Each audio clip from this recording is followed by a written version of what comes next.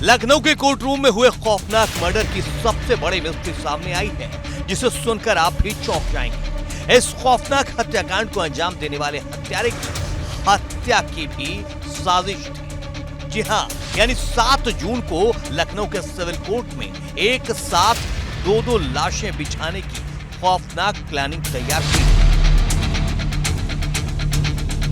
संजीव महेश्वरी और जीवा हत्याकांड में जैसे जैसे जांच आगे बढ़ रही है, पुलिस को तमाम नए सुराग मिलते जा रहे हैं। अब इस जांच में खुफिया एजेंसियां भी शामिल हो गई हैं। ये कहा जा रहा है कि जीवा की हत्या करने के लिए साजिशकर्ताओं ने विजय यादव के अलावा कई लोगों को साथ में भेजा था। बैकअप में भेजे गए लोग दरअसल पूरे मामले पर नजर रखने के लिए भेजे गए थे और जीवा के हत्या आरोपी विजय यादव को मौके पर ही निपटाने की भी साजिश की गई थी।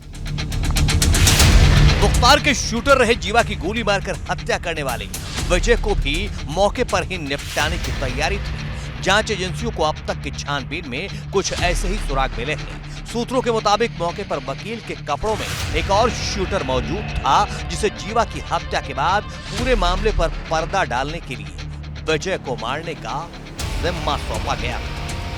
हालांकि जीवा की हत्या के बाद बने हालात और वकीलों के मौका वारदात पर जुटने से वो दूसरा शूटर अपने आकाओं के आदेश को पूरा नहीं कर सका।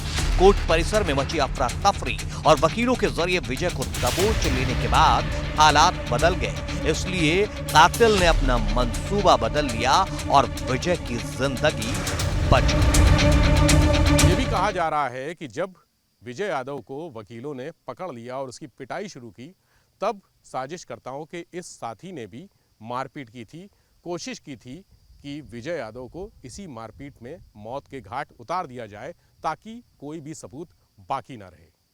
हालांकि मौके पर पुलिस पहुंच गई। साजिशकर्ताओं का दूसरा आदमी खुद को बचाने के लिए वहां से गायब हो गया। अब पुलिस इस दूसरे शख्स की तलाश कर रही है। अब जांच एजेंसियां मौके से बच निकले संदिग्ध की तलाश में जुटी हैं। उस शूटर को खोजा जा रहा है जो आया तो था विजय के साथ उसे बैकअप देने, लेकिन आकाओं का हुक्म विजय को मार देने का था। जीवा की हत्या के बाद उसे विजय को भी रास्ते से हटाने के निर्देश दिए गए थे। बताया जा रहा है कि उसने विजय पर हमला भी किया, लेकिन वकीलों और पुलिसकर्मियों के पहुंचने से मकसद में कामयाब नहीं हो सका। इसके बाद जुटे वकीलों की भीड़ में शामिल होकर मौके से बच गए। सूत्रों के मुताबिक शक के घेरे में आया शख्स दरअसल जीवा को हटाने के बाद अपना साम्राज्य खड़ा करना चाहता था। हालांकि जीवा के रहते तक हमेशा आगे पीछे ही घूमना पड़ता था। बताया जा रहा है कि जीवा उस पर बहुत भरोसा करता था, इसलिए हत्या की साजिश रचने वालों ने जीवा के करीबी को ही मोहरा बनाया था।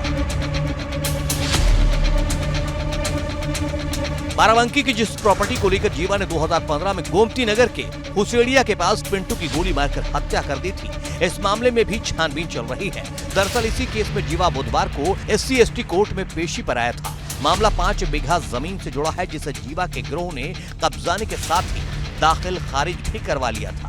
हालांकि जमीन के मालिक सत्यप्रकाश ने बाद में कोर्ट में कैंसिलेशन दाखिल कर दिया था। जीवा की हत्या के बाद उसके गुर्गे इसी प्रॉपर्टी को हड़पने के फिराक में जुट गए हैं। इसे देखते ही जमीन के मुद्दे को लेकर भी जांच हो रही है। इस बीच हत्याकांड की जांच में जुटी पुलिस को एक और सस्पेंस हाथ लगा है कि हत्या के आरोपी विजय यादव से बरामद मोबाइल फोन में सिम कार्ड नहीं है। मोबाइल में सिम कार्ड न होने से पुलिस की मुश्किलें बढ़ गई हैं। विजय के मोबाइल में कौन-कौन से सिम इस्तेमाल हुए हैं, पुलिस अब इसकी जानकारी जुटा रही है। आरोपी विजय के वाईफाई से इंटरनेट चलाने की भी जानकारी मिली है। जीवा की हत्या से पहले मोबाइल से सिम कार्ड निकालकर फेंकने की आशंका जताई जा रही है।